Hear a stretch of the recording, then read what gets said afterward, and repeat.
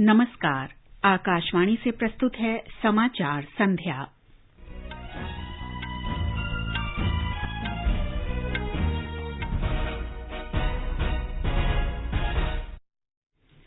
प्रधानमंत्री नरेंद्र मोदी ने विशाल रोजगार अभियान शुरू किया।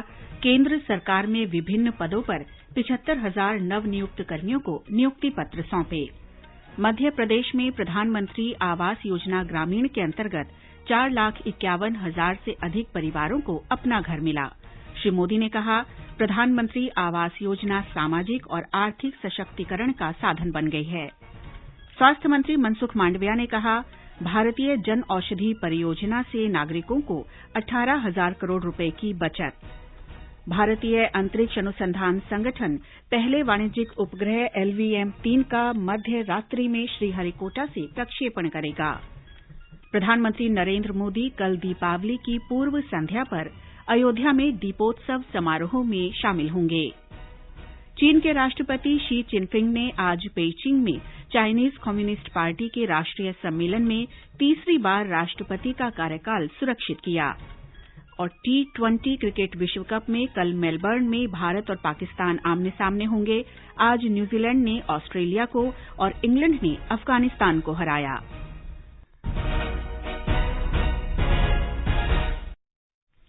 समाचार संध्या में अतहर सईद के साथ मैं नीलम मलकानिया।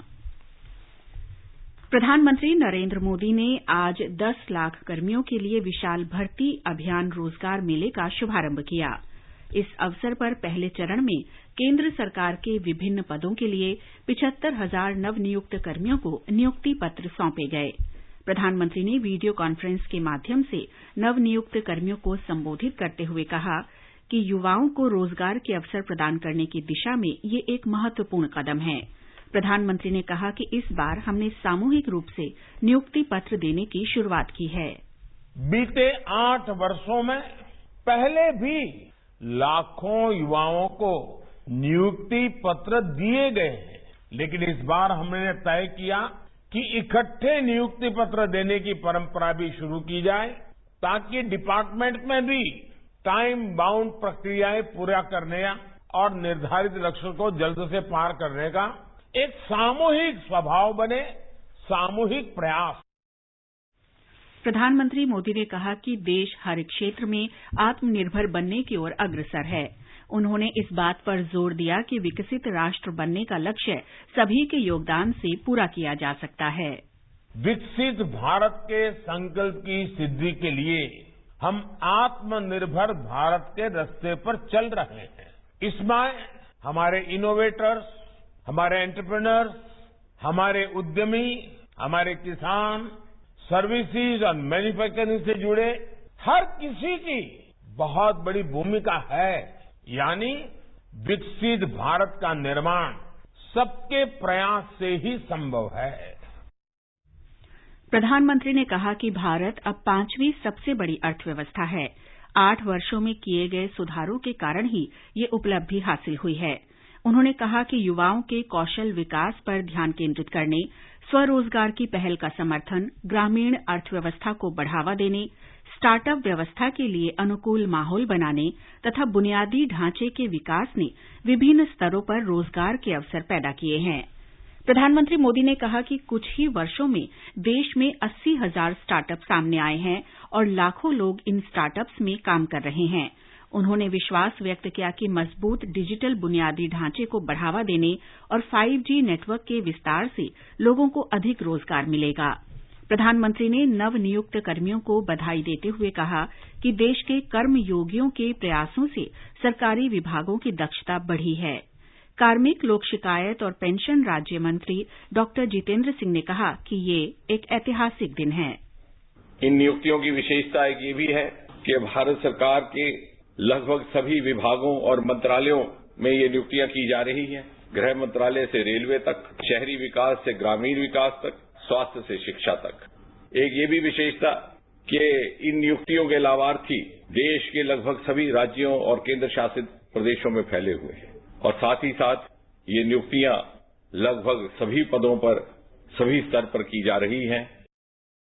रेल संचार, इलेक्ट्रॉनिक्स और सूचना प्रौद्योगिकी मंत्री अश्विनी वैष्णव ने कहा है कि प्रतिदिन 12 किलोमीटर रेल पटरी बिछाई जा रही है।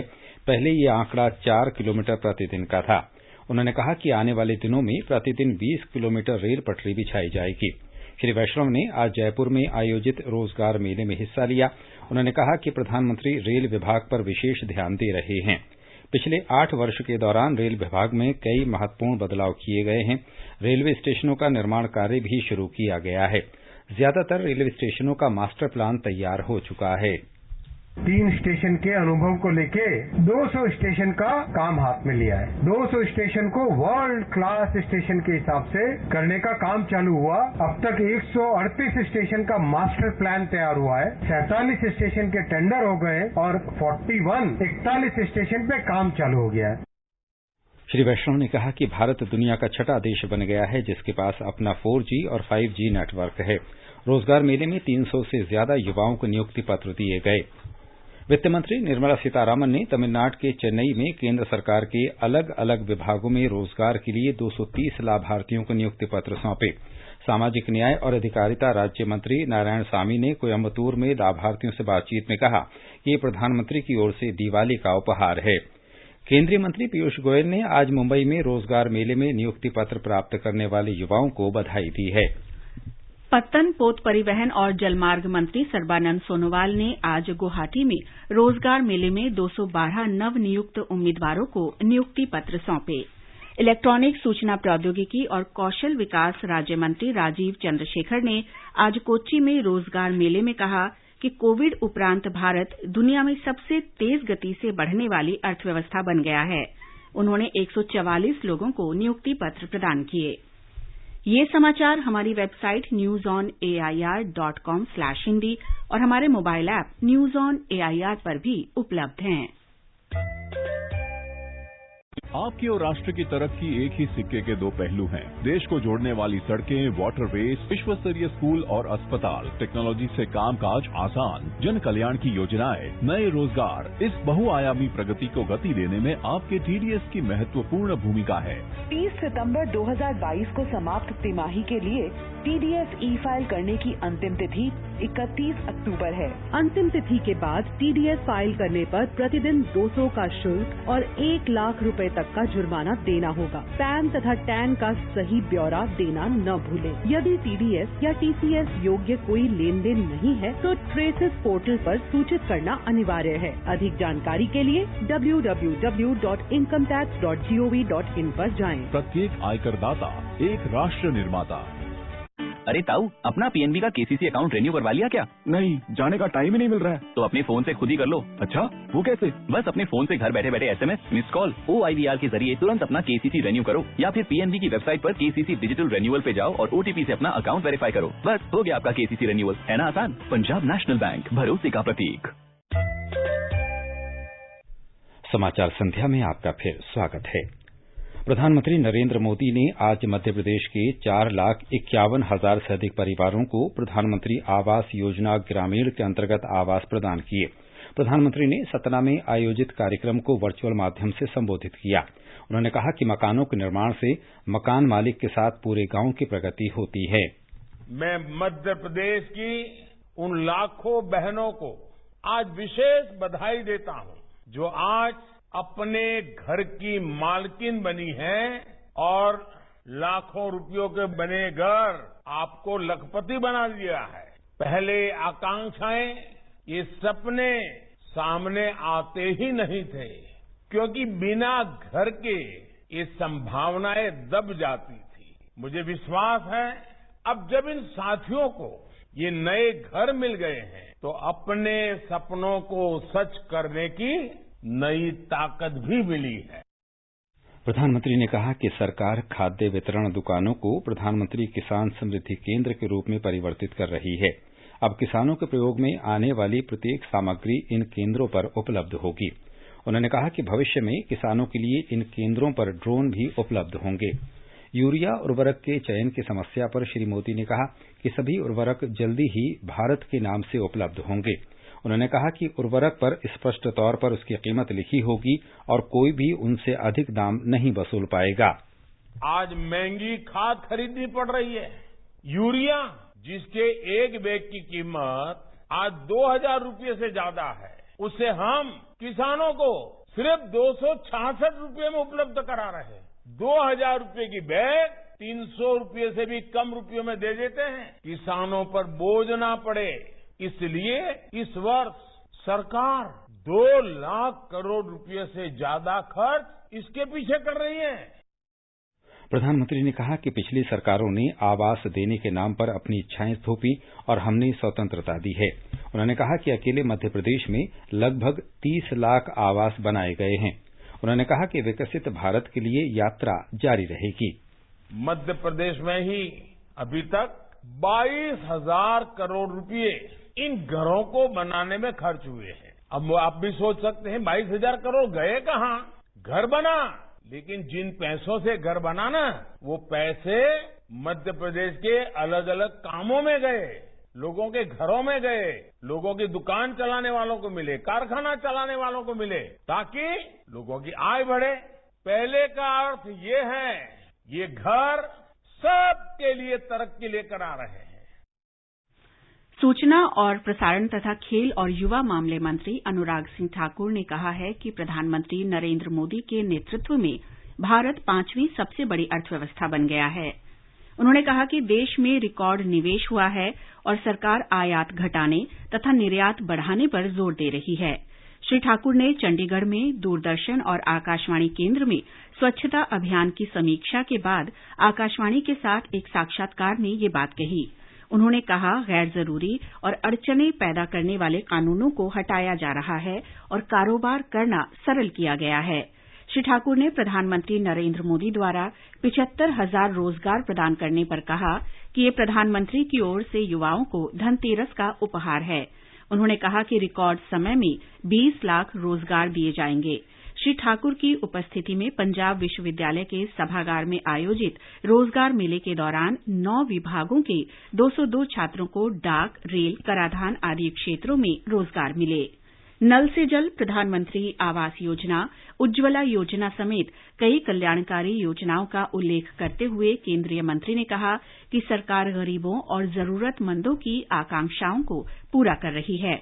उन्होंने कहा कि हिमाचल प्रदेश के बिलासपुर में 1,470 करोड़ रुपए की लागत से अखिल भारतीय आयुर्विज्ञान संस्थान एम्स स्थापित किए जा रहे हैं।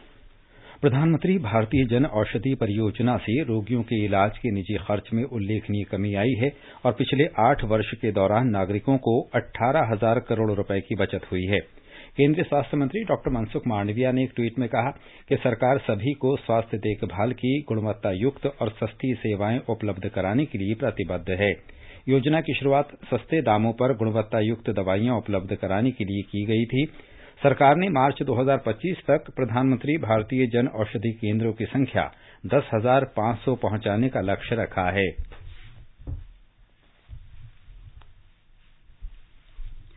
छत्तीस उपग्रहों को ले जाने वाले ऐतिहासिक LVM-3M2 के प्रक्षेपण की तैयारियां आज सुबह शुरू हो गई। श्रीहरिकोटा के सतीश धवन अंतरिक्ष केंद्र के अधिकारियों के अनुसार आज तड़के शुरू हुई गिनती सुचारू रूप से चल रही है। मध्य रात्रि को 12:07 पर होने वाली प्रक्षेपण प्रक्रिया की अंतिम जांच चल रही है। वैज्ञानिक 43.5 मीटर लंबे और 644 टन वजनी यान LVM-3M2 की निगरानी में व्यस्त हैं। ये यान एक के बाद एक 36 उपग्रहों को उनकी निर्धारित कक्षा में स्थापित करेगा। आगे बढ़ने से पहले मुख्य समाचारों पर एक नजर। प्रधानमंत्री नरेंद्र मोदी ने विशाल रोजगार अभियान शुरू किया। केंद्र सरकार में विभिन्न पदों पर 75,000 नवनियुक्तों को नियुक्ति पत्र सौंपे। मध्य प्रदेश में प्रधानमंत्री आवास योजना ग्रामीण के अंतर्गत 4,51,000 से अधिक परिवारों को अपना घर मिला। श्री मोदी ने कहा, प्रधानमंत्री आवास योजना सामाजिक और आर्थिक सशक्तिकरण का साधन बन गई है। स्वास्थ्य मंत्री मनसुख मांडविया ने कहा, भारतीय जन औषधि परियोजना से नागरिकों को 18,000 करोड़ रुपए की बचत। भारतीय अंतरिक्ष अनुसंधान संगठन पहले वाणिज्यिक उपग्रह LVM-3 का मध्य रात्रि में श्रीहरिकोटा से प्रक्षेपण करेगा। प्रधानमंत्री नरेंद्र मोदी कल दीपावली की पूर्व संध्या पर अयोध्या में दीपोत्सव समारोह में भाग लेंगे। चीन के राष्ट्रपति शी चिनफिंग ने आज पेइचिंग में चाइनीज कम्युनिस्ट पार्टी के राष्ट्रीय सम्मेलन में तीसरी बार राष्ट्रपति का कार्यकाल सुरक्षित किया। T20 क्रिकेट विश्व कप में कल मेलबर्न में भारत और पाकिस्तान आमने सामने होंगे। आज न्यूजीलैंड ने ऑस्ट्रेलिया को और इंग्लैंड ने अफगानिस्तान को हराया। मैं भारत हूं, देखिए मेरी ओर, पहचानिए मुझे। We're one of the most mega diverse countries on this planet. हमारी शादियां, हमारे फैशन स्टेटमेंट सारे इंस्पायर्ड हैं हमारे सिनेमा से। 75 साल का नौजवान भारत।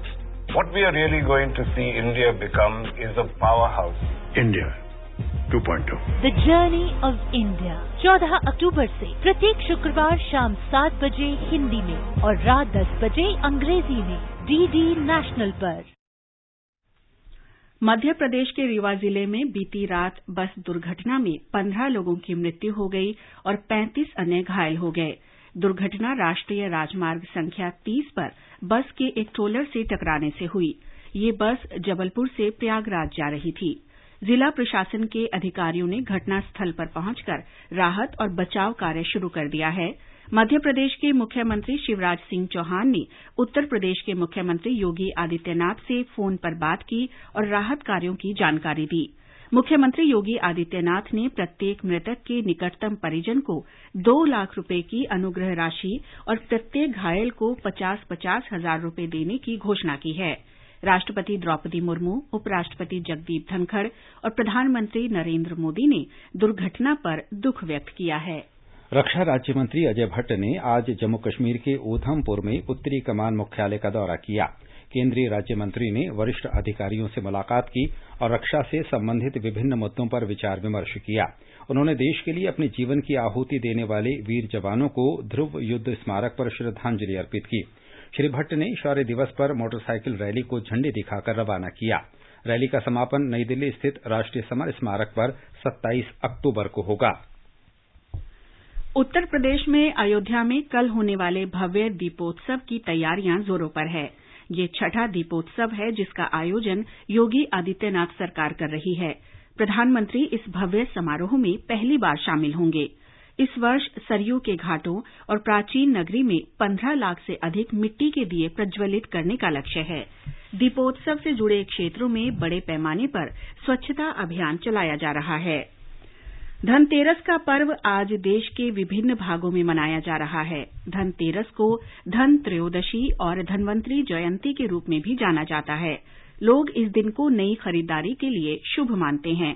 विशेष रूप से सोना चांदी और नए बर्तन खरीदे जाते हैं। इस अवसर पर घरेलू उपकरणों और वाहनों की भी काफी बिक्री होती है। प्रधानमंत्री नरेंद्र मोदी ने धनतेरस के पावन पर्व पर देशवासियों को शुभकामनाएं दी हैं। श्री मोदी ने एक ट्वीट श्रृंखला में देशवासियों के अच्छे स्वास्थ्य और समृद्धि की कामना की। 7वां आयुर्वेद दिवस बड़े पैमाने पर कल मनाया जाएगा।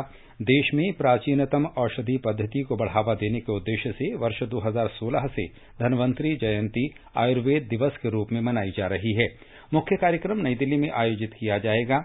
इस वर्ष विभिन्न देशों में स्थापित भारतीय मिशनों और दूतावासों में भी कार्यक्रमों का आयोजन किया जाएगा। इस वर्ष का आयुर्वेद दिवस का विषय है हर दिन हर घर आयुर्वेद। इसका उद्देश्य ज्यादा से ज्यादा लोगों को आयुर्वेद के लाभों से अवगत कराना है। चीन के राष्ट्रपति शी चिनफिंग ने आज पेइचिंग में चाइनीज कम्युनिस्ट पार्टी के राष्ट्रीय सम्मेलन में तीसरी बार राष्ट्रपति का कार्यकाल सुरक्षित कर लिया है। चाइनीज कम्युनिस्ट पार्टी के 20वें सम्मेलन के समापन के तुरंत बाद चीन की सरकारी समाचार एजेंसी शिन्हुआ ने नई केंद्रीय समिति के 205 सदस्यों के नामों की घोषणा की। कनाडा में हैंडगन की खरीद, बिक्री और हस्तांतरण पूरी तरह से प्रतिबंधित कर दिया गया है। ये फैसला कल से प्रभावी हो गया है। कनाडा के प्रधानमंत्री जस्टिन ट्रूडो ने कहा कि इन उपायों से आयातित हैंडगन को प्रतिबंधित करने के प्रयासों में मदद मिलेगी। ये समाचार आकाशवाणी से प्रसारित किए जा रहे हैं। ताजा समाचार जानने के लिए आप हमारे Twitter handle @AIR News Hindi को फॉलो कर सकते हैं। अरे ताऊ, अपना पीएनबी का केसीसी अकाउंट रिन्यू करवा लिया क्या? नहीं, जाने का टाइम ही नहीं मिल रहा है। तो अपने फोन से खुद ही कर लो। अच्छा, वो कैसे? बस अपने फोन से घर बैठे बैठे SMS, मिस कॉल, OIVR के जरिए तुरंत अपना केसीसी रिन्यू करो या फिर पीएनबी की वेबसाइट पर केसीसी डिजिटल रिन्यूअल पे जाओ और OTP से अपना अकाउंट वेरीफाई करो। बस हो गया आपका केसीसी रिन्यूअल। है ना आसान? पंजाब नेशनल बैंक, भरोसे का प्रतीक। कंपटीशन की अगर आप कर रहे हैं तैयारी, तो उनके लिए ऑल इंडिया रेडियो पर हम लाए हैं अभ्यास, एक ऐसा कार्यक्रम जिसमें आप पूछेंगे सवाल व्हाट्सएप नंबर 9289094044 पर, या फिर ईमेल करेंगे abhyas.airnews@gmail.com पर, और हमारे विशेषज्ञ देंगे इसका जवाब। आपका अभ्यास हमारा प्रयास।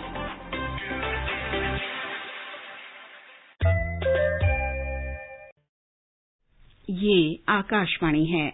भारत का सबसे बड़ा लोक सेवा प्रसारक आकाशवाणी आजाद भारत की बात आकाशवाणी के साथ श्रृंखला में स्वतंत्रता के 75 वर्ष पूरे होने का उत्सव मना रहा है। इस कार्यक्रम में आकाशवाणी के माध्यम से जीवन के विभिन्न क्षेत्रों में स्वतंत्रता के बाद भारत की विकास यात्रा के बारे में जानकारी दी जाती है।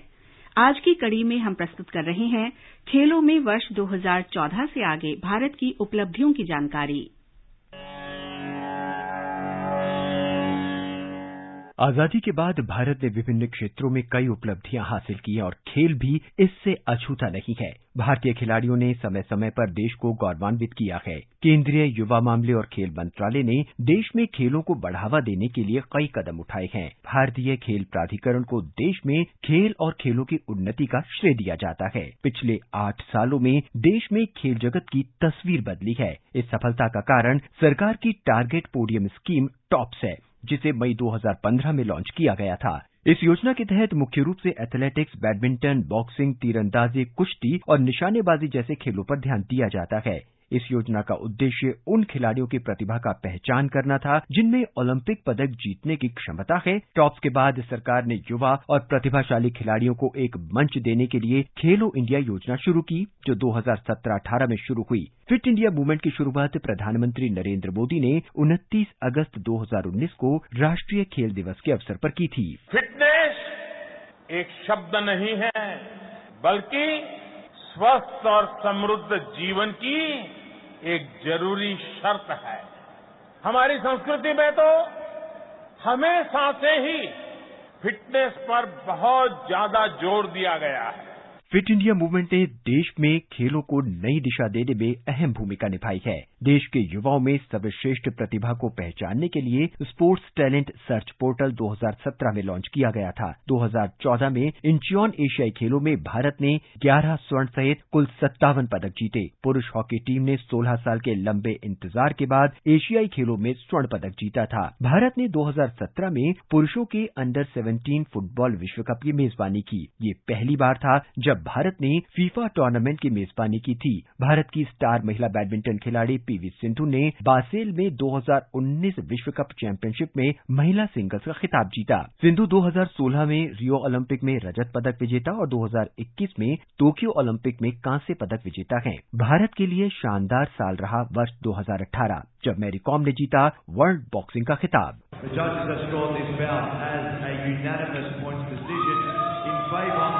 The red corner. Mary Kom is beaming from ear to ear because the iconic Indian boxer has just claimed her first Commonwealth Games gold medal in this her Commonwealth Games debut. Delight up in the stands. Mary Kom giving thanks, a unanimous points decision victor over Northern Ireland's Christina O'Hara. वर्ष 2018 में Hima Das IAAF world under 20 athletics championship में स्वर्ण जीतने वाली पहली भारतीय महिला बनी, जब उन्होंने फिनलैंड में 400 मीटर रेस का खिताब जीता। मनिका बत्रा ने 2018 राष्ट्रमंडल खेलों में महिला सिंगल्स में भारत का पहला टेबल टेनिस स्वर्ण जीता। उसी वर्ष दीपा कर्माकर ने जिम्नास्टिक विश्व कप में स्वर्ण पदक जीता। भारत ने 2021 ओलंपिक में 1 स्वर्ण, 2 रजत और 4 कांस्य पदक सहित कुल 7 पदक जीते। पैरालंपिक में भारतीय खिलाड़ियों ने सर्वश्रेष्ठ प्रदर्शन करते हुए 5 स्वर्ण, 8 रजत और 6 कांस्य पदक जीतकर 24वां स्थान हासिल किया। भारत ने ओलंपिक में ट्रैक एंड फील्ड एथलीट स्पर्धा में भी इतिहास रचा, जब भाला फेंक खिलाड़ी नीरज ने स्वर्ण पदक जीता। नीरज ने इस साल डायमंड लीग का खिताब भी जीता था। टोक्यो 2020 में ट्रैक एंड फील्ड के जैवलिन मुकाबले में स्वर्ण पदक जीत लिया है भारत के थ्रोअर नीरज चोपड़ा ने। Commonwealth Games gold medallist, Asian Games gold medallist और अब ओलंपिक गेम्स के gold medallist Neeraj Chopra.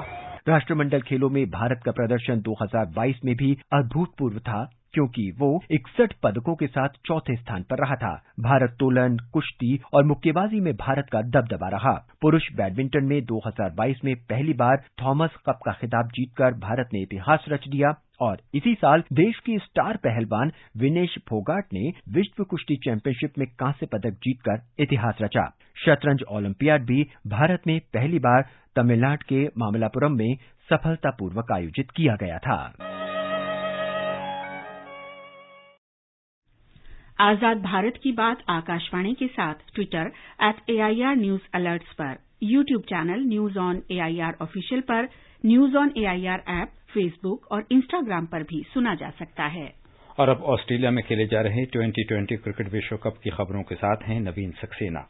2020 cricket विश्व कप में सुपर 12 में ग्रुप 2 में कल मेलबर्न में भारत का मुकाबला पाकिस्तान से होगा। मैच भारतीय समय अनुसार दोपहर 1:30 से खेला जाएगा। मौसम विभाग के अनुसार मेलबर्न में तेज बारिश के आसार हैं। मौसम विभाग ने मिनी फ्लड का अलर्ट भी जारी कर दिया है। आज भी बारिश के कारण भारतीय टीम को इंडोर प्रैक्टिस करनी पड़ी। ऐसे में अगर मैच नहीं खेला जाएगा तो भारत और पाकिस्तान को एक अंक का नुकसान होगा। बारिश के कारण मैच न होने पर दोनों टीमों को एक अंक मिलेगा। कल ही एक अन्य मैच में 9:30 से ग्रुप 1 में होबार्ट में श्रीलंका और आयरलैंड के बीच मैच होगा। आज ग्रुप 1 में सिडनी में न्यूजीलैंड ने ऑस्ट्रेलिया को 89 रन से हरा दिया। जीत के लिए 201 रन के लक्ष्य के जवाब में ऑस्ट्रेलिया 17 ओवर और 1 गेंद में 111 रन ही बना सकी। न्यूजीलैंड ने 20 ओवर में 3 विकेट पर 200 रन बनाए थे। आज ही पर्थ में इंग्लैंड ने अफगानिस्तान को 5 विकेट से पराजित किया। जीत के लिए 112 रन का लक्ष्य इंग्लैंड ने 19वें ओवर में हासिल कर लिया। केंद्र शासित प्रदेश जम्मू कश्मीर के रामबन जिले में सुरक्षा बलों ने आज आतंकवादियों के एक अड्डे का भंडाफोड़ किया और भारी मात्रा में हथियार और गोला बारूद बरामद किया। हमारे जम्मू संवाददाता ने खबर दी है कि सुरक्षा बलों को क्षेत्र में आतंकवादियों की मौजूदगी का सुराग मिला। त्वरित कार्रवाई करते हुए जम्मू कश्मीर पुलिस और 23 राष्ट्रीय राइफल्स के एक संयुक्त तलाशी दल ने अभियान चलाया और संदिग्ध आतंकवादियों के अड्डे का पता लगाया।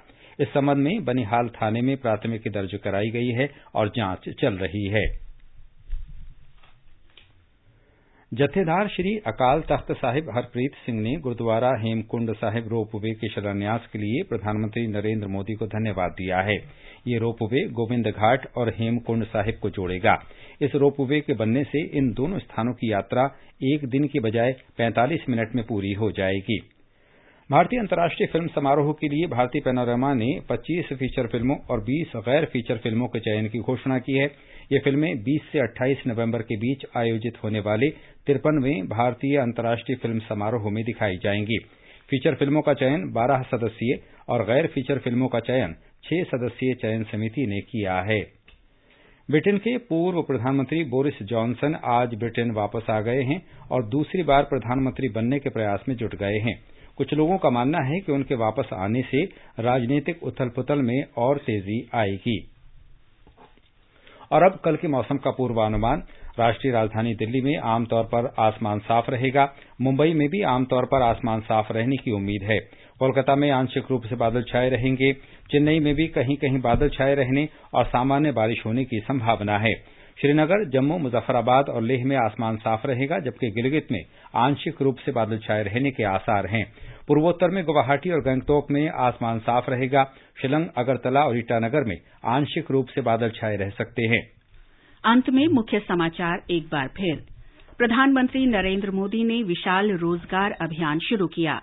केंद्र सरकार में विभिन्न पदों पर 75,000 नवनियुक्तों को नियुक्ति पत्र सौंपे। मध्य प्रदेश में प्रधानमंत्री आवास योजना ग्रामीण के अंतर्गत 4,51,000 से अधिक परिवारों को अपना घर मिला। श्री मोदी ने कहा, प्रधानमंत्री आवास योजना सामाजिक और आर्थिक सशक्तिकरण का साधन बन गई है। स्वास्थ्य मंत्री मनसुख मांडविया ने कहा, भारतीय जन औषधि परियोजना से नागरिकों को 18,000 करोड़ रुपए की बचत। भारतीय अंतरिक्ष अनुसंधान संगठन पहले वाणिज्यिक उपग्रह LV-M3 का मध्य रात्रि में श्रीहरिकोटा से प्रक्षेपण करेगा। प्रधानमंत्री नरेंद्र मोदी कल दीपावली की पूर्व संध्या पर अयोध्या में दीपोत्सव समारोह में शामिल होंगे। चीन के राष्ट्रपति शी चिनफिंग ने आज बेइजिंग में चाइनीज कम्युनिस्ट पार्टी के राष्ट्रीय सम्मेलन में तीसरी बार राष्ट्रपति का कार्यकाल सुनिश्चित किया। और T20 क्रिकेट विश्व कप में कल मेलबर्न में भारत और पाकिस्तान आमने सामने होंगे। आज न्यूजीलैंड ने ऑस्ट्रेलिया को और इंग्लैंड ने अफगानिस्तान को हराया। इसके साथ ही समाचार संध्या का ये अंक समाप्त हुआ। नमस्कार।